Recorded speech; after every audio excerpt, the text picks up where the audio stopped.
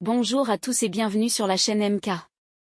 Aujourd'hui, nous allons plonger dans l'univers captivant de La Ligne verte, un film emblématique qui a marqué les esprits depuis sa sortie. Préparez-vous à découvrir une histoire chargée d'émotions, de suspense et de réflexion sur la nature humaine. La Ligne verte est l'adaptation cinématographique du roman du célèbre écrivain Stephen King. L'histoire se déroule dans les années 1930, dans un pénitencier de Louisiane. Nous suivons Paul Edgecombe, interprété par l'incroyable Tom Hanks, un gardien de prison chargé de superviser les détenus condamnés à mort. L'intrigue prend un tournant décisif avec l'arrivée d'un nouveau détenu, John Coffey, incarné par le regretté Michael Clarke Duncan. Coffey est accusé du meurtre brutal de 2 jeunes filles, mais il devient rapidement évident qu'il est différent des autres prisonniers. Il possède des pouvoirs surnaturels, notamment celui de guérir les maladies et de ressentir les émotions des autres. D'un côté, nous avons Paul Edgecombe, un homme consciencieux qui commence à douter de la culpabilité de Coffey.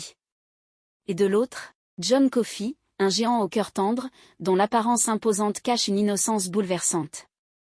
Ces 2 personnages principaux sont soutenus par une distribution exceptionnelle, dont Doug Chison dans le rôle du gardien sadique Percy Wetmore. La Ligne verte aborde une multitude de thèmes profonds et universels.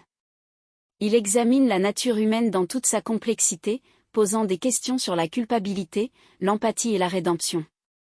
Le film nous pousse à remettre en question nos préjugés et à réfléchir aux conséquences de nos actes. Alors que Coffey se lie d'amitié avec Edgecombe et ses collègues gardiens, il devient de plus en plus évident qu'il est innocent du crime dont on l'accuse.